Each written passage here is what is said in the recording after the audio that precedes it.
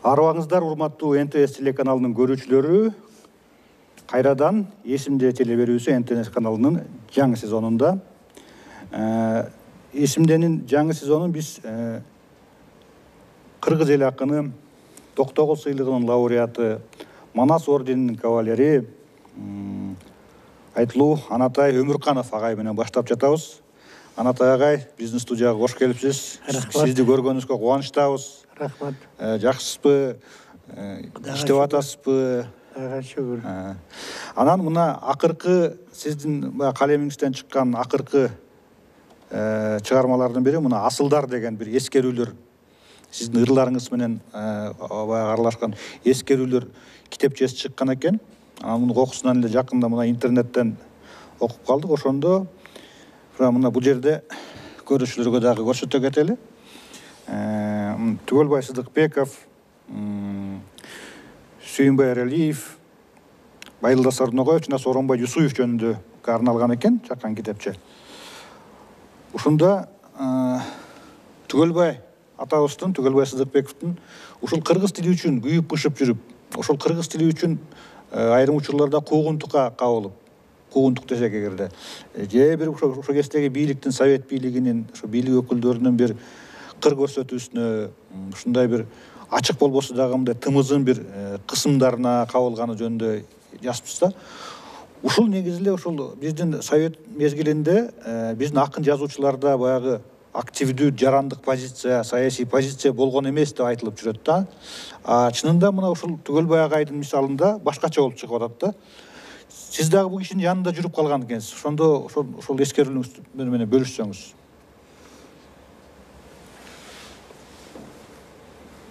Чындыгында сен айткан сөздүн чындыгы бар. Бул киши кыргыз үчүн, кыргыз адабияты үчүн, кыргыз маданияты үчүн аябагандай иштегенде да таза иштеген, тарыхка таянып иштеген, бир өзүнчө бир тоодой болгон адам эле. Кыргызда андайлар чанда болот. Бул киши ошол бүйрө деген бар болчу. Сканын бүйрөсү, ошо скага жаман көрүнгөн кишилердин дээрлик көбүн бүйрөгө апарып салып, мурдагы кайратынан жандырып, тепкилеп кабышканын ичинде. Ошондой мизин кайтарган учурлар көп болгон. Аны мен айтып отурсам, таң атпайт деп кечкирбейт. Аны ар бир кыргыздын жараны өзүнүн жаранымын деп эсептегендер, ак караны тааныгандар баары билишет. Бул киши жалгыз гана ушу Түгөлбай Сыдыкбеков. Башка бир да киши ак үйгө карап, ошол жака таянып же болбосо, жагынып же болбосо, андай иш жасаган эмес. Дээрлик. Мынакей азыр колубузду алып санасак дагы Түгөлбай атадан башка бир да кишини айта албайсың. Бул киши ошол партиянын убагында жашап, бирок өзүнүн түшүнүгү, өзүнүн баамы, өзүнүн бир касиети менен жашады. Бул өтө кыйын иш. Мынакей орустардын Шолохову Тихийдон роман үчүн премия алган. Нобель сыйлыгын. Россиянын өзүнүн сыйлыгын, Нобель эмес, Россиянын сыйлыгын алган. Ал эми Түгөлбай Сыдыкбеков өзүнүн романдары, мурдагы чыккан романдары, кийинки романдары, орусча которулбаган романдарын дээрликте бири орусча которулган эмес, басылган эмес. Эмне үчүн? Себеби бул киши мындай бир партиялык ураганды жактырган эмес. Партиянын ишин мындай сыртынан баамдап, тактап, таасын билип турса дагы ага кошомот кылган эмес. Биз баарын билебиз. Биз мына кыргыздын окуучулар баарын билет. Кайсы жазуучу, кайсы чыгармасы үчүн кантип даража алган. Түкөң бир жолу бир ак үйгө барып, жагынып же болбосо, же көк үйгө барып, дагы бир чиновниктерге барып, андай болгон эмес бул кишинин тарыхында. Мына ушуну мындай мисалга алып, жай отуруп сүйлөсө бул узун сабак сөз. Тарбиялык маани деген берди мынакей. Аны ЦКга канча жолу чакырган кишини. Ошо чакыргандай барган, чакыргандай жооп берген. Мисалы агай, ошол Түгөлбай Сыдыкбековду эмне себептен чакырган? Сиз билген конкреттүү учурлар эгерде эсиңизде болсо да, мисалы да кайсы бир чыгармасы үчүнбү, же бир жерде сүйлөгөн сөзү үчүнбү, же эмнеси үчүн ушу бюрого чакырып аны мындай ортого салышкан? Бул киши мисалы үчүн турмуштук чындыкты өмүр бою жазып келген киши. Романында болсун, аңгемесинде болсун, дээрлик бардык чыгармасында ал киши ошо өз заманын сындаган, өз кишилерин мейли тоонун балдары болобу, мейли башка чыгармалар болобу, баарына өзүнө жооп берген да. Мисалы үчүн аны Шолоховго премия бергенден кийин бул киши Москвага кат жазган. Шолоховдун чыгармалары орусташкан чыгармалар.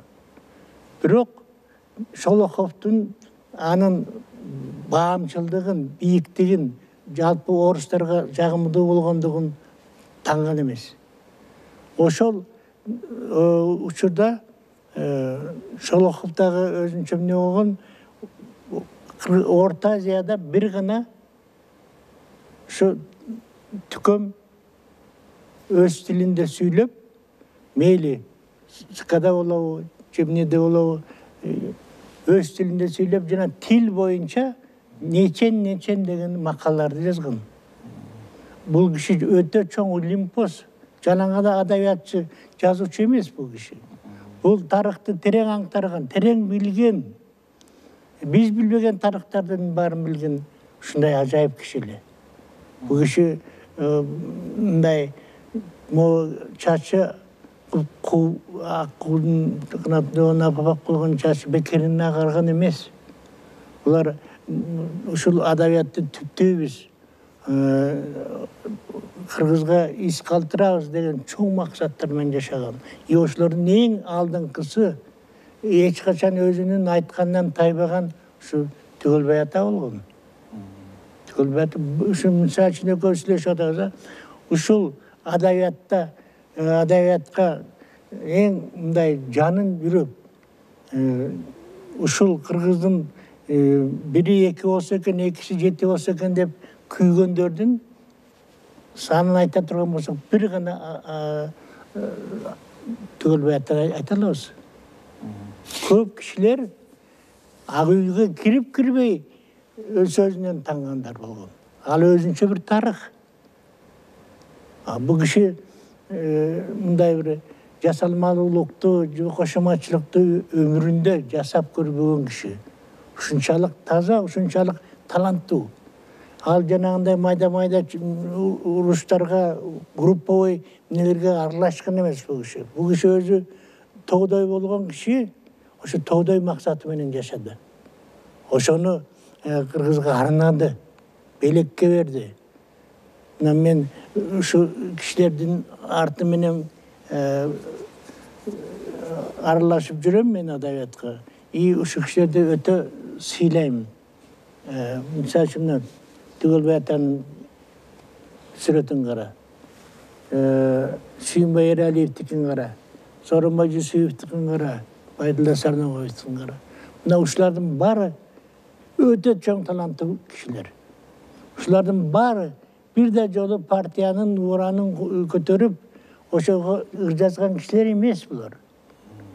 Bu kişiniki kitap, bu kitap emes. Özünçölü bir kasiyet. Даже başın uğrup turganda karap koysan suretin, oңолуп кетесиң. Siz ушул кечиресиз сөзүңүздү бөлүп койсом, ушулна 4 адабиятчыбызды айтып атпайсызбы? Эми анын баары сөздөрү түк маанисин түшүнүп турам. Ал Тургай ошол биздин жазуучу, акын жазуучулар арасында өзгөчө совет мезгилинде баягы интрига, ич күптүлүк, баягы эмне деп коет го, тоголо карыз, бири-бирине бут тосмой деген болгон деп угуп жүрөбүз. Эми алардын атын атасак далили жок, бирок эл арасында айтылып жүргөн нерселер да. Анан сиз ошондо ушул 4 адамды булардын абийири таза, аркасынан жаман сөз ушундай мансап үчүн бийликке жагынам деп эч качан жаман ишке барган эмес, абийири таза адамдар деп билесизби ошондо? Ошондой. Жанан гана баягы адабий талантына гана баа бербестен адамгерчилигине дагы баа берип тандап алдыңызбы? Ооба.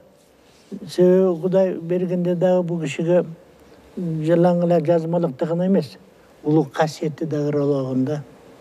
Мынакей бул кишинин бир кишиге көңүлүн калтырганын эч жерден мен угуп элекмин.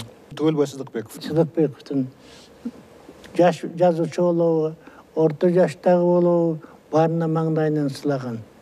Акылын айткан, ошо жерде отура калып эле өзүнүн 2 этаж үйү болор эле чоң. Ошонун жанында чоң стол болор эле. Ошо жерде барып учурашып сүйлөшсөң, а кишиден сөз төгүнчү эмес, тарыхта төгүнчү эмес. Ошол касиетти сактап калган киши. Мынакей мен буларды жөн эле сүрөтүн көрүп жүрсүн деген эмес. Мынакей ушул кишилер кыргыз элинин маданиятын, адабиятын ийине салып көтөрүп жүргөндөр. Мынакей Сыдыкбеков, Эралиев, Жусуев, Сарногоев. Буну бешиктеги бала дагы айтып бере алат. Кимдин каны жазганын. Мынакей ушундай буну мен өзүмчө касиет деп ойлойм. Мен бул чөнтөгүмдө жүрөт. Себеби бул адамдан адамга өткөн, жакшылыктан жакшылыкка өткөн бир улуу касиет. Бул кийинки биздин урпактарга да өтсө экен деп тилеймин. Себеби бул жалаң эле сүрөт эмес, анын ичиндеги тарыхый окуялар, тарых өзү жана адабият. Ушунун баары кийинки муундарга керек деп эсептейм. Мисалы үчүн мени чакырып атат Түгөлбай атаны СКга. Анан СКсы башталды дейт. Эл көп экен. СКнын бюросуна, Бюросуна. Анан кийин көп иңир болуп, түңгүрүп, анан кийин кайта турган убак болуп калды дейт. Анан кийин жыйналыш бүттү дегенден эчке чыгып баратабыз. Баратканда мен залда баратсам бир чоң алакан далыма келип конду дейт. Анан бул киши болуп кетти деп карасам, Макаренко деген экинчи секретарь бар эле. Орус. Бирок орустун ырларын, поэзиясын жатка билген кишилер. Мен 2 жолу тиги Кызылчага чогуу барып, ошондо таң калгам ушунун. Орустардын саясий кишилеринин, жазуучуларынын ушундай ырды, жалпы эле адабиятты жакшы көрөрүнө абдан таң калгам. Партиялык кызматкерлер арасында бул чанда көрүнүш да. Мисалы үчүн биздин Кыргызстанда 7 жолу кыдырып чыксаң дагы бир партийный адам бир ыры билбейт. Токтогулдун ырын да билбейт ал эмес. Орустарда такыр башка экен да. Мен ошону көргөм. Ошентип бир кол далыма конду дейт. Карасам, Макаренко деген орус жигит айтты, түкө мен кыргызча жакшы билчү. кыргызча жакшы билчү. Мен үйгө баратам. Мен үйүм оерде эле. Өзүм эле жетип алам. Рахмат дедим дейт. Десем, болбой ошо колдуктаган боюнча эшикке чейин алып чыгып, машинесин чакырып, анан мени жапжакын эле да бир ашып кетсе бир квартал үйгө жеткирип койду дейт.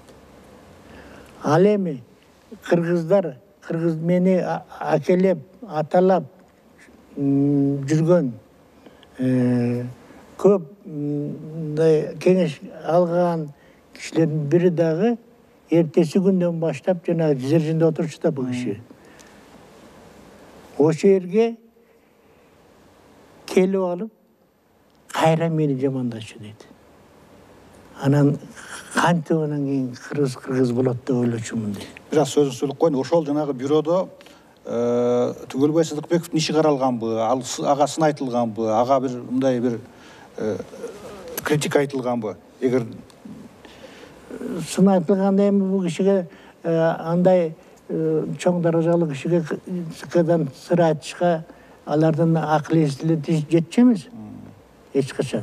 Тиги мынча Саякбай Каралаев билесиң. Ошону суалеп айтыптыр да, сен бул Манасты мындай бир турмушка жакындатып айтсаң болбойбу? Бу жерде партия кишилери отурат, тигиндей мындай деп. Ошону көңүлгө алыңыз дейт.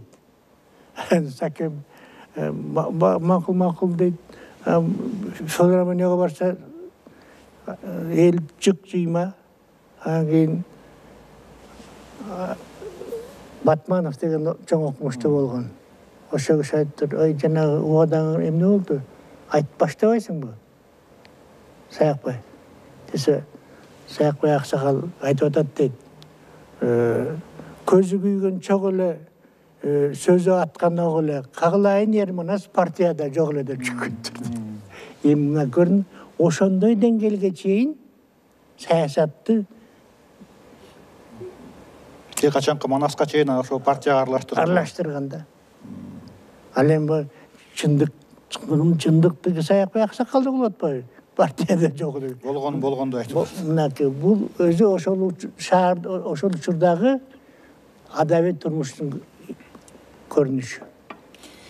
Эми ошончо дагы улам сизди баягы конкреттүү бир мисал уккум келип атат да эмес? Ошол Түгөлбай агай убагында кайсы бир чыгармасы болобу, же бир жерден айткан сөзү үчүн ошол Компартия тарабынан, республиканын партиялык жетекчилиги тарабынан ачык болбосо дагы бир тымызын бир куугунтукка, бир кысымга алынганы болгонбу? Ал киши менен анын үстүнө Түгөлбай агай менен сиз өзүңүз мына батасын алып калган экенсиз. Небереңиздин кысымын биринчи небереңизге кысым койгон, ат койгон адам экен да. Жакындан жакшы эле билгенсиз да. Ошентип сырдашып, бир сырын айтчу эле, ушул өзүнүн баштан өткөн окуяларын бөлүшчү эле. Бул киши аябай мындай жүзүнөн эле көрүнүп турган бир касиеттүү киши, мындай бир оройлук, же болбосо бир мындай бир мыктысынуу, өзгөчөлөнүү деген жок болчу.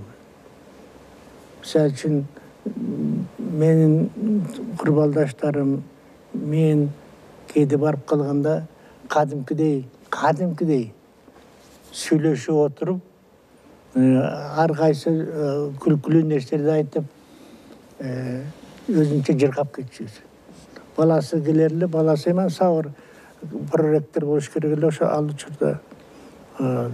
Үйүндө дайыма келди кетти кишилер, жапжаш жигиттер көп келип сүйлөшүп, түкөдөп китепканасына чейин чыгып кетер эле. Ошого дагы бул киши эмне кылып атасыңар деп ороңдогон деген маселе жок болчу. Ушундай кандай турушта болсо, дал ошондой турушта жашады. Көлдөй киши экен. Көлдөй киши. Бир кишинин көңүлүн калтырган жок. Баланы баладай, улууну улуудай сыйлаган. Эч качан мындай калп айтууну билген эмес бул киши. Ушунчалык таза, ушунчалык өтө мындай дөөлөттү көтөргөн киши да. Дөөлөттү көтөргөн киши. Анан колу баягы аркын аягында өмүрүнүн Паркинсон болуп калды да. Паркинсон Мухаммед Али деген чоң боксер болгон. Ошо кишини бул абдан жакшы билчү. Себеби спортту жакшы көрчү. Анан колу мондой болуп калды, жана Советский көчөсү менен Киевский көчөдө өтүп баратсам дейт. Кыштын күнү эле Чилде өтүп баратсам муз экен тайып кетип барып жыгылып көк желкем жана бодюрга тийди дейт. Эмне болгонун билбейм, жатып калып турдум. Анан врачтарга алып барып дарылап, ошонун жана колу ошентип калган ошонун. Мен Мухаммед Алини менен мушташам дечи, тамаша кылып. Ошондой тамаша көй Мухаммед Алини нокаут урам дечи. Сиздин эскерүүңүздө жүрөт го, ал ошо колу жанатып калчылдап калганын өзү да тамашалап, ушинтип машботой чертип калдым деп. Ооба, ошентип айтчу. Комуз чертип калдым машботой деп. Мен жашым баланчадан өткөндөн кийин машботой жүрүүнү болбодумбу дейт. Колу калчылдаган, аны дагы күлкүгө айландырып. Күлкү өзү мындай ушундай катаал турмушта жашаган бул киши. Чындыкты айтыш өтө кыйын болчу да, ушул киши чындыкты айтты. Элге ошо чындык жакты, элге тарап кетти. Ошону да бул киши мактанган жок. Ушунчалык жөнөкөй экен, баягы атаганы эне сүтү менен тең бүткөн мүнөзү ошомойдон. Мейли кары келеби, жаш келеби, ошо баарына бирдей. Сөз болсо сөз, аңгеме болсо аңгемени айтып отура берчү. Таң каларлык. Анан мына Кыргызстан эгемен мамлекет болду. Ошондо биздин Кыргызстандын биринчи президентине калпак кийгизип, батасын берген киши ошо Түгөлбай атабыз эле да. Анан ошо сиздин эскерүүңүздө жүрөт, кийин ошонусуна бир турмушунда өкүнгөн эки нерсе болуптур. Бирөөсү жеке турмушуна байланыштуу, бирөөсү ушул жанагы көпчүлүккө белгилүү ушул Аскар Акаевка бата берип калпак кийгизгенине өкүнөм деп айтыптыр. Ошо чынбы? Чын. Эмнеге жеке сизге айтып берген? Жок, мындай айтып атпайм. Ал киши жанагы өзүнүн үйүндө, эки этаж үйүндө. Анан ошонун короосунда тегерек столу бар. Беседка, үстү жабык баары. Анан ошол жерге баарыбыз чогулганда сүйлөшүп, аны айтып, буну айтып, күлүп, каткырып, анекдотту жакшы айтчу бул киши. Тимеле бүткүл денеси балкып, титиреп, сонун жарыктык киши. Ушундай киши эле. Анан ошо чогулуп отурасыңар. Чогулуп отурабыз. Анан кийин кымыз алдырып ичебиз. Ошону жакшы көрөт өзү. Бала кезден ичип калган кымызды аябай жакшы көрчү эле. Жанагы Акаевка байланыштуу өкүнөм дегенин себебин айтып берген жок беле? Эмнеге антип өкүнөм деп? Качан айтып калды? Ал өзү Түгөлбай Сыдыкбеков 97-жылы өтүп кетти, жаңылбасам, 97-98 жылда. Анан ошону тез эле ошол өкүнгөнүн айтып калды беле сизге ошондо сиз? Мен мисалы үчүн мен ушуну эстей албай атам. Өкүнөм деп айтса айткандыр, бирок мен эстей албай атам. Бул киши баладай да, баладай. Мен неберелүү болуп, түкө неберелүү болдум. Ат коюп бересиз десем, ат коюп бер андан кийин. Ат коюп берем. Кел машинаңды деп. Машинага отургузуп алам. Жалга барчу. Жал. Ал вакытта жалда жашачумун. 9-чу этажда ат коюунун өзүнчө касиети, өзүнчө бир шарты бар да. Ошо Сагындык Өмүрбаев чакыргам, түкөм, Алтымышев деген академик. А дегенде чыгып алып балконго. Мен Түгөлбай Сыдыкбек уулу Анатай Өмүрхановдун баласы Русландын атын мен койдум дейт. Небереңиз тылсымын. Ошону 3 жолу кайталайт экен. Мен койдум атын. Акылдуу болсун, эстүү болсун, журтка жугумдуу болсун, калкка кадырлуу болсун деп батаны айтып, мен койдум атын, мен койдум деп ошентет экен. Мен ошондо гана билдим да. Көргөн эмессиң, аралашкан эмессиң. Ошондон кийин мен мындай акылыма акыл кошулуп, көп нерсени түшүнүп калдым. Ал эми бул кишинин бир эле сааттык неси ошондой. Ал эми бул сүйлөшүп көрчү кечке чейин. Эмне деген кандай мени угасың? Мына сиз айтып атпайсызбы, Түгөлбай Сыдыкбеков жөн гана жазуучу эмес, адабиятчы эмес, бул илимге кызыккан интеллектуал болгон деп, тарыхка кызыккан. Ошонун бир мисалы катары жанагы Көк асабанын чыгармасы болду го дейм, эгер жаңылбасам. Ал чыгармасына да көпкө чейин союз мезгилинде мындай бут тосуулар болуп, бастыртпай, чыгартпай жүрүп, акка араң чыгарган болуп атат да. Эми ошондо эмне себеп болгон эми ошончолук эле баягы эми анчалык деле биздин көз карашты да, Союзга, Совет бийлигине каршы келген эч нерсе деле байкалбайт да, биздин көз карашта. Же эмнеси жакпай калган? Жөн эле жамандаш керек болгон. Жамандаганда кандай жамандаш керек? Саясий жактан алыш керек. Бул улутчул бага койгон неси, ярлыгы улутчул. Бул орус элин анча жактырбайт. Кыргызды орус деп бөлөт. Мына ушунун баарын жасап да ак үйгө жиберип. Аны жазгандар жанындагы эле өздөрүнүн эле жакын сүйлөшүп жүргөн кишилери, жолдош болуп жүргөн аксакалдары. Ушундай кыргыздык. Ошол акын жазуучулар арасынан чыккан.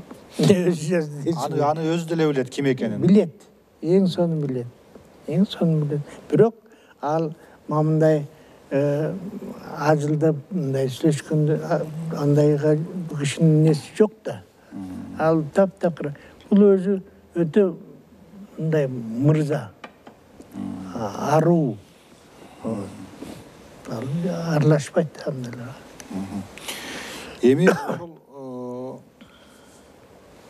мисалы мен бир интервьюларына бир гезитте Кыргызстан маданиятында мындай кичинекей бала болчук, бирок ошол эсимде калыптыр да, Кыргыздын баягы тилин сактоонун бир элементи катары баягы сырттан келген сөздөрдү кыргыз тилине ылайыкташтырып айталы. Стол эмес, үстөл дейли. Бутылка дебей, бөтөлкө дейли. Кровать дебей, керебет дейли деп. Бирок ошон үчүн дагы ал кийинки 80-жылдары эле айткан нерселер жаңылбасам да. Ошол айткандар үчүн дагы ал улутчул атакка атыккан да. Себеби кошоматчылар эптеп бирдеке табыш керек болчу. Бул кишинин жанагы мындай бир жинине тийип, ачуусуна тийип, иши кылып мындай бир кээде ошо шылдыңга чейин алып барышчу.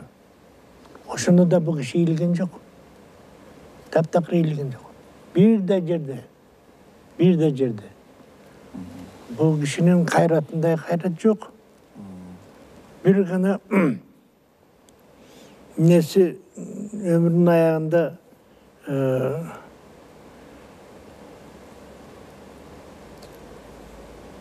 тиги Байтиктин көрсөтүүнүнө коюшту.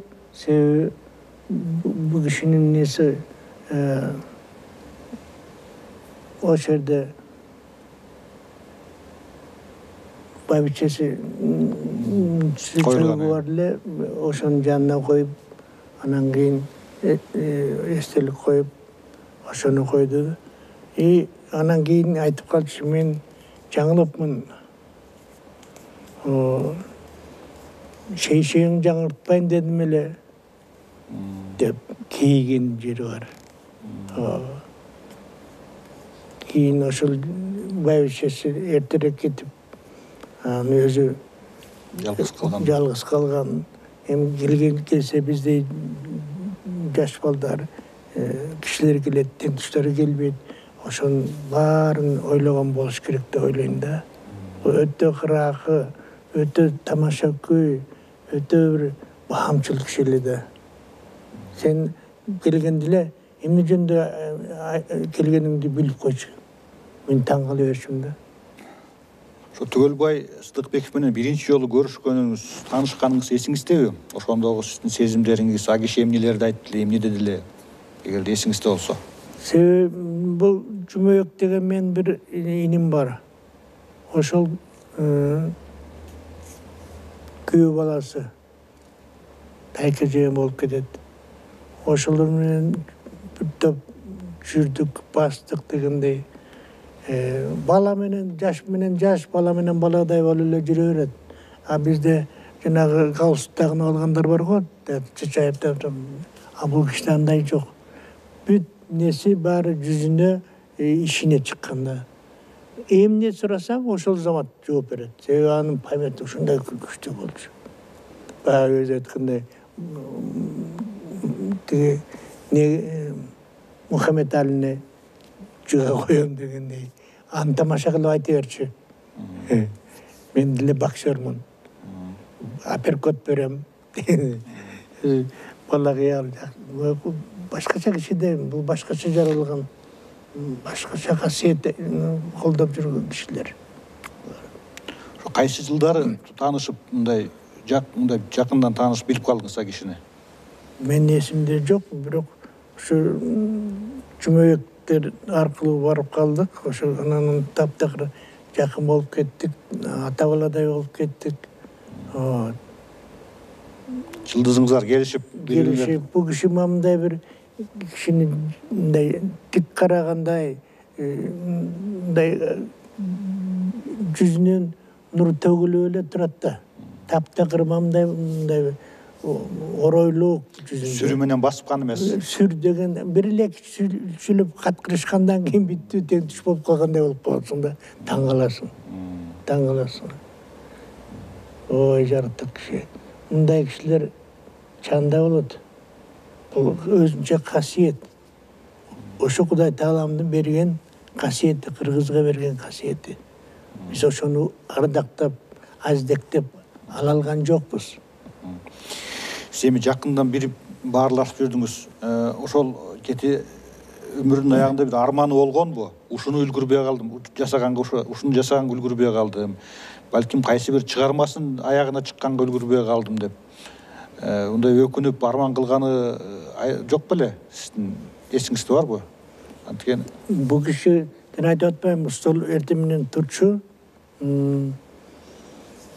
Ошол жерде анан кийин кээде кымыздап келип, ошону сапырып беришибиз. Ошону иччү, жай отуруп алып, кекирип, аны сүйлөп, буну сүйлөп, бир өкүнгөн эми берди. Баланы төрөйт экенсиң, баланын кыялын төрөбөйт экенсиң дегендей, баары эле 5 колдой боло бербейт экен да. Болду. Сабыр, жанагы баласы Сабыр аябай көп жакшылыктар жасады. Жакшылыктар жасаган эмне? Ошо убак саатында келип, убак саатында чайын берип, келинчеги дагы ошентип көңүлүн көтөрүп жүрүп турушту да. Бир ушу кейигени жанагы байбичесине айткан ушу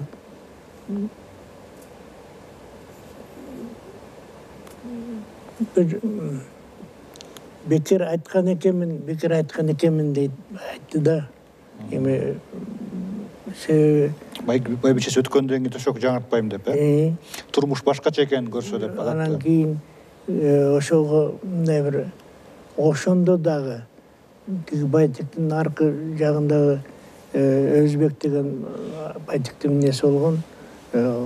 Ошо киши теп Бухардан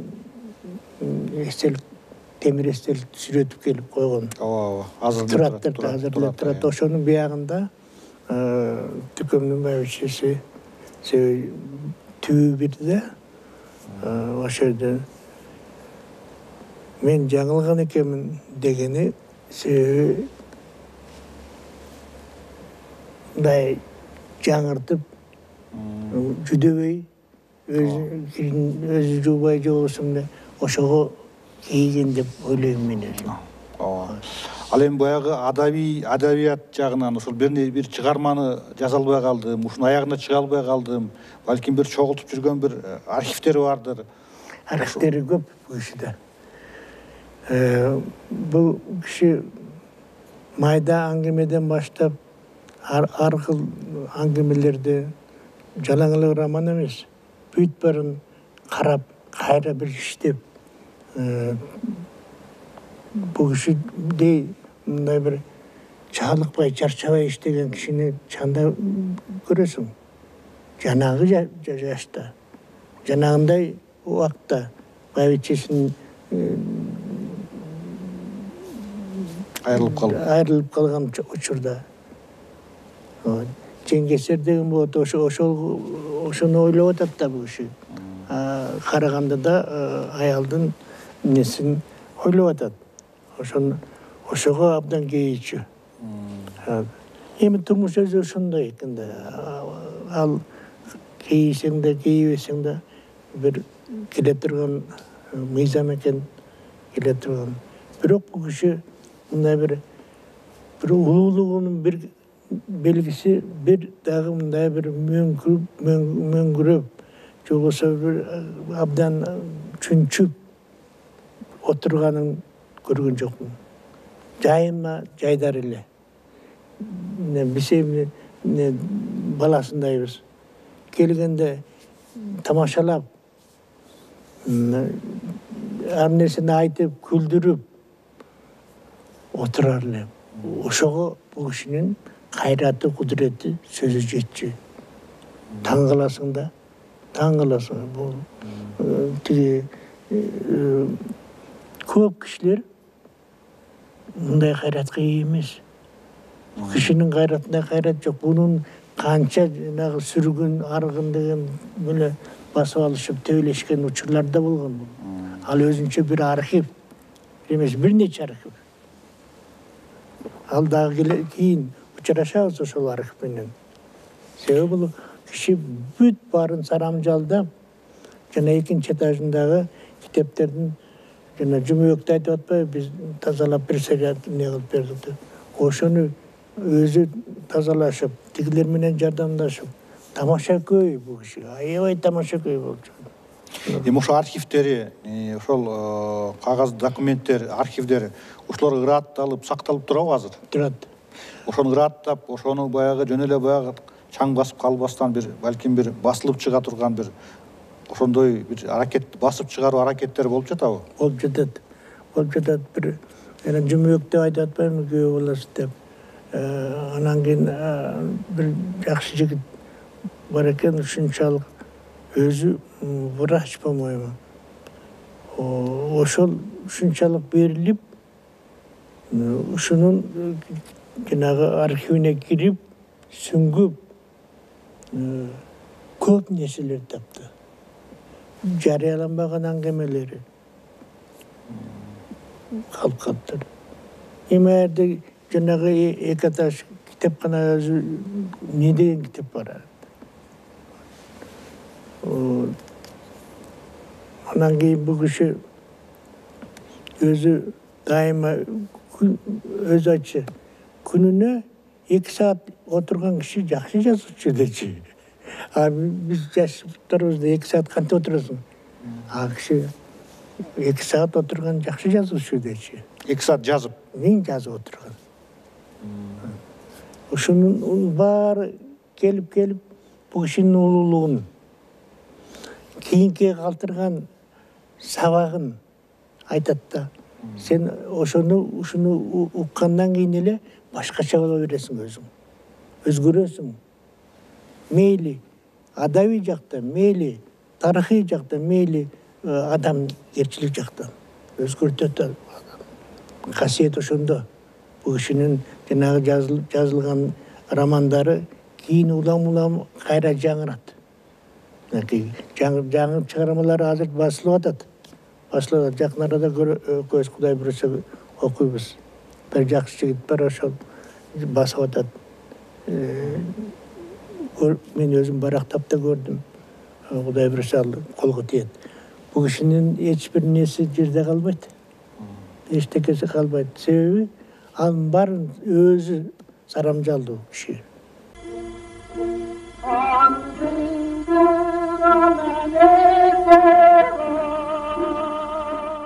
Сиз өзүңүздүн чыгармачылык жөнүндө кандай бир эми баягы бул шаблондуу суроо илгерде баягы чыгармачылык пландарыңыз дейбизби же азыр бир процесс ошонун бир үстүндө иштеп аткан бир чыгармаларыңыз барбы?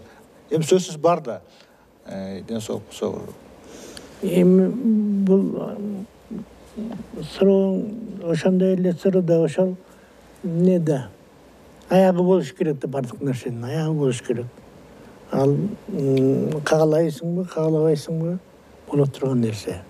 А бирок мындай түкүмдей кайраттуу, билимдүү, анан мындай бир тубаса таланттар менимче башкачараак болот.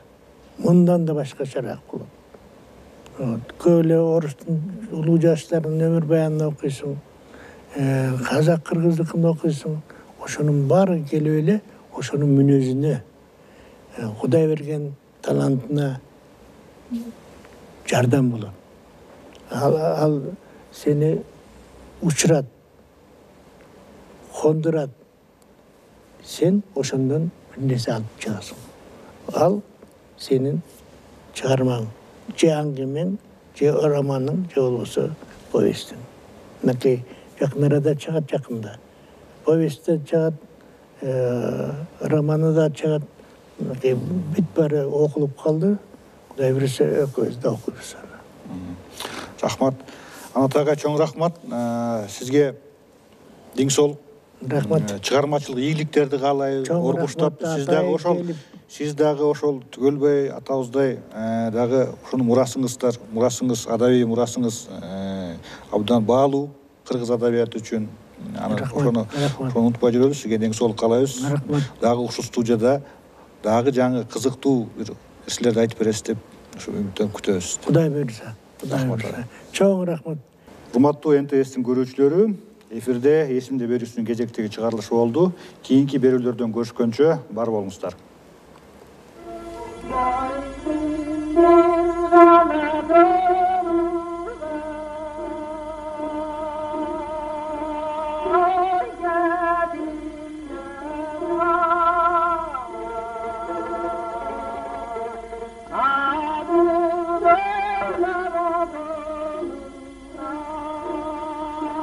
Ah